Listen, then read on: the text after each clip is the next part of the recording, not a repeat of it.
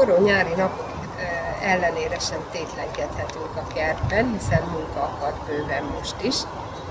A legeslegfontosabb a sövényírás, amelyet hűvös, inkább borús időben kell elvégezni. Azon kívül az egynyári virágokat ki kell ültetnünk most már, lecseréljük a tavaszi edényeseket a nyárira, valamint az üvegházban is akad munka bőven. A kertészeti árudák most már ontják a vízinövénykínálatokat, úgyhogy itt az ideje a kerti tankokat rendbe rakni, új vízinövényeket ültetni, vagy tőosztással szétválasztani, és beültetni őket a vízbe. Azon kívül újra előkerül a metszőolónk is, hiszen nagyon sok növényünket meg kell metszenünk, amelyek tavasszal virágoztak, ilyen például az aranyvessző, a gyöngyvirágcserje, a díszribizli, és mindazok a növények tulajdonképpen, amelyek június végéig virágoznak, azokat közvetlenül virágzás után meg kell metszenünk. A június vége utániakat pedig csak is majd akkor a tavasszal.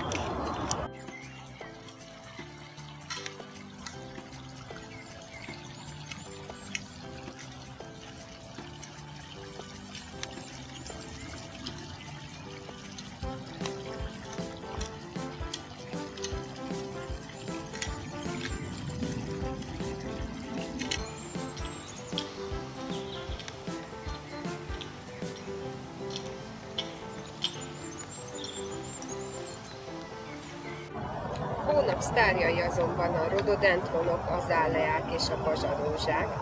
Itt látható mögöttem egy hatalmas nagy rododendronbokor, amelyet sajnos Magyarországon ekkora méretben nem láthatunk, ugyanis otthon az otthoni klíma nem engedheti meg például az Alföldön a rododendronoknak a termesztését, hiszen szenved a növény benne, akármilyen szépek is. Inkább a hegyvidéki, kicsit párásabb klímába ajánlom, főképp a Dunántúlra, hiszen a rododendron savanyú földet kedvel, párás levegőt és félárnyékos helyet.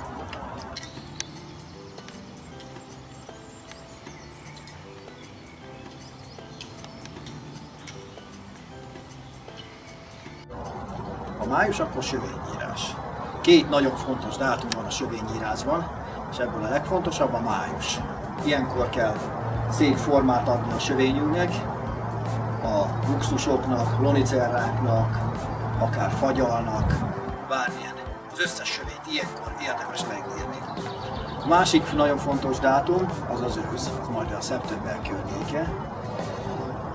Amit még fontos tudni a megfelelő időpont kiválasztásáról az az, hogy lehetőleg árnyékos, vagy hogy mondjam, borús, csepergős időt válaszol. Semmilyen esetre ne, amikor tűző napsütésben melegben csináljuk, mert akkor megperzselődnek a pici levelek, az érzékeny kis levelek, amik idáig az árnyékban meghúzódtak. Mint tudjuk nagyon jól, Angliában nagy hagyománya van a sövény szobrászatnak is, ahol itt aztán muszáj megtanulni rendesen a sövényírást és a sövény fodrászkodást, vagy szabászatot, hogy is mondjam, formázását. A nagyobb munkákat sövényíróval csináljuk, a nagy felületeket, a kisebbeket pedig sövényíróval fogjuk igazítani. Amikor sövényfalat nyírunk, arra kell figyelnünk, hogy először is a két oldalát nyírjuk le, majd aztán a tetejét. Amikor a két oldalát nyírjuk, arra figyeljünk még oda, hogy a keresztmetszete a falnak egy kicsikét inkább trapéz legyen, hogy a teteje kicsit keskenyebb, mint az alja. Mert hogyha az alja lesz keskenyebb, mint a teteje, akkor felkopaszodik, nem kap elég fényt az alja, szóval azt nem akarjuk. Szóval erre kell odafigyelni a sövényvágásában.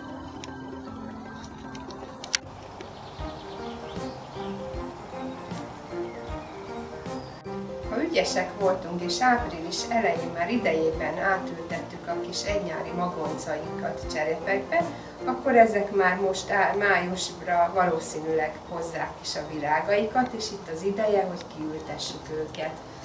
Ilyen például nekünk a kozmosz, amely egy csodálatosan szép egynyári növény. A pillangók és a méhecskék imádják, tehát egyúttal nagyon hasznos is. és ontja egész nyáron a virágait. Ezeket fogjuk kiültetni, valamint jó pár egynyári növényt, hiszen itt az ideje annak is, hogy most már kicserélgessük az edényekbe a tavaszi virágokat, lecseréljük őket a nyáriakra. Ha szintén áprilisban már megfogadták tanácsomat, és edénybe rakták a dália gumóit, akkor ezek már mostanra, nézzék csak, gyönyörű szép hajtásokat hoztak, sőt, egy-kettő már bimbóban is van, mint ő például. Ezeket is itt az ideje, hogy elmúltva a fagyos szentek, most már szépen kiültethetjük a helyére.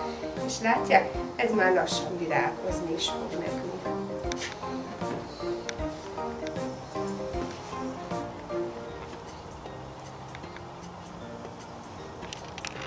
Fagyos szentek elmúltával az üvegházunk is fellélegezhet egy kicsit, ugyanis a paradicsomot, uborkát, paprikát most már nyugodtan kivihetjük és kiültethetjük szabad földbe, vagy ha nem ültetjük ki, akkor is kirakhatjuk edényben.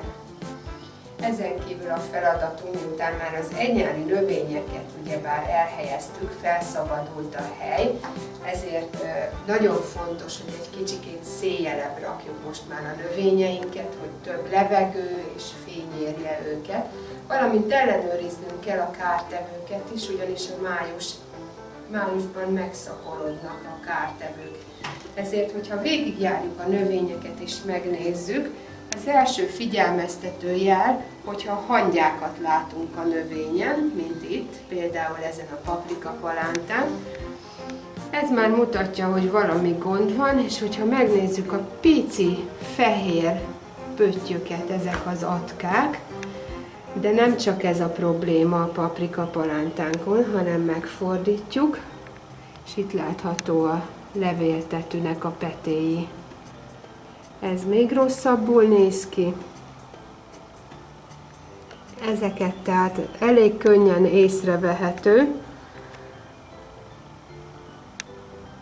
Ez is atkás is, tehát meg kell kezdenünk a permetezést. Természetesen csak utána, ha egy kicsikét széljelebb raktuk a palántákat.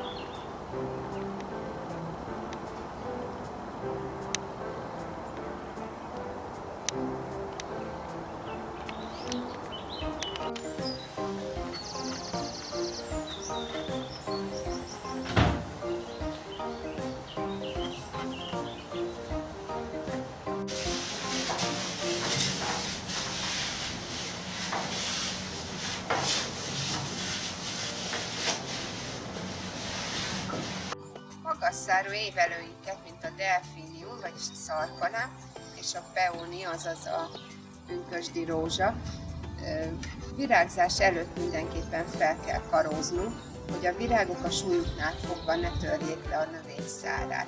Kertészeti árudákban már nagyon szép fémből készült támasztékokat lehet kapni, azonban, hogyha pénztárcánk ezt nem engedi meg, akkor nagyon egyszerű a dolgunk, veszünk pár bambuszkarót, kötözőt és egy éles kést, és mi magunk elkészítjük a támasztékot.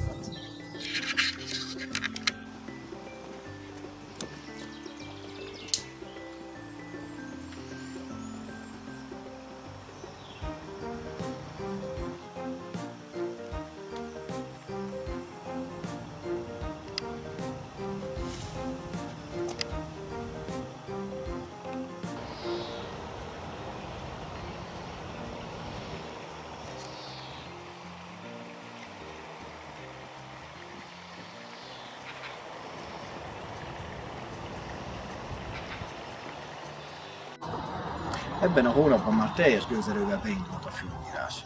De hogyha jót akarunk magunknak, akkor nem hagyjuk meg nagyon a füvet megnőni, hanem inkább többször, gyakrabban és keveset vágunk belőle. Ha még nem végeztük el áprilisban a fű gyeptrágyázását, trágyázását, akkor azt most feltétlenül pótolni lehet még, és muszáj is. Olyan helyeken, mint itt például, ahol látjuk a nárciszokat a fű között, még ilyenkor nem szabad visszavágni őket, hanem majd csak ha elvirágzott, azt követően körülbelül egy 6 hétre rá, de már meglátjuk azt, hogy ha elkezd visszahúzódni, elkezdenek sárgulni a levelei a nárcisznak, akkor lesz levágni. Addig pedig, hogy még érdekesebbé és izgalmassá tegyük a kertet, különböző formákat is vághatunk vele, így némileg tisztán tartjuk a kertet, és ápoltnak fog tűnni, meg egy kis újdonságot is viszünk vele, és a nárciszoknak is hagyunk így időt visszahúzódni.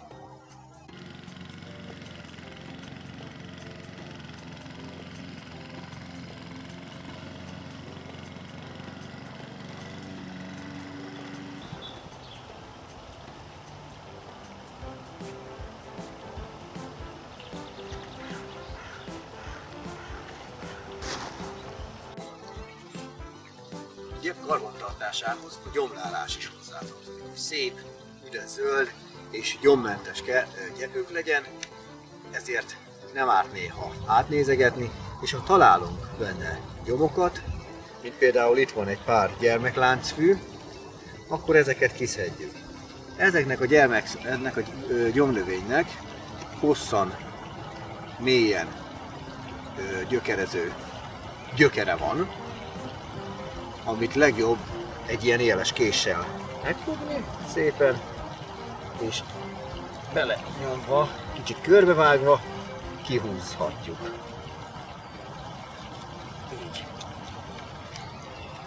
Hogyha nem sok gyom van a fűbe, akkor így egy késsel így szépen ki lehet szedegetni, de hogyha jobban el van szaporodva a gyomnövény, a lóhere, akkor viszont érdemes szelektív gyomírtót használni, mint például itt mögöttem lehet látni, hogy itt már valószínűleg gyomírtózni kell, majd szelektív gyomírtót kell használnunk, ami elpusztítja a gyomnövényeket és meghagyja a füvet, nem bántja.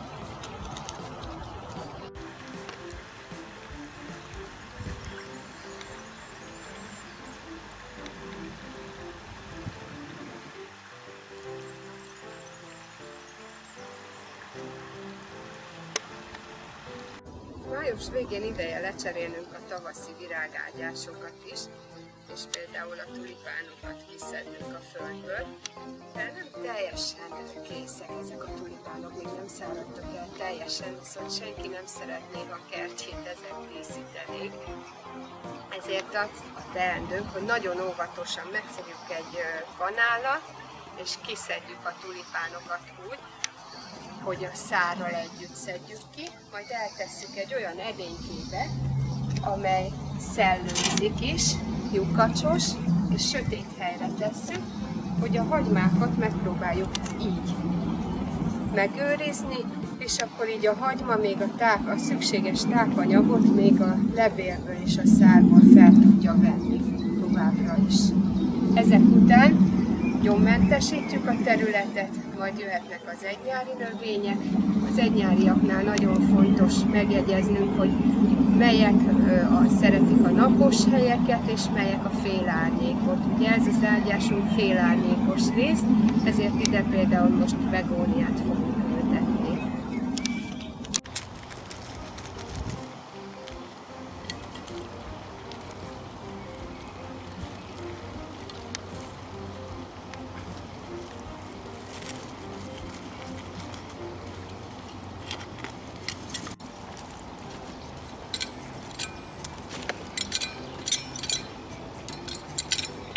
Miután ágyásunk takarításával végeztünk, megfogjuk a hagymákat, száraz, hűvös és sötét helyre tesszük, és nagyon fontos, hogy minden egyes ládánkat jelöljük meg, hogy melyik milyen színű hagyma és mekkora a mérete, hogy a szeptemberi ültetésnél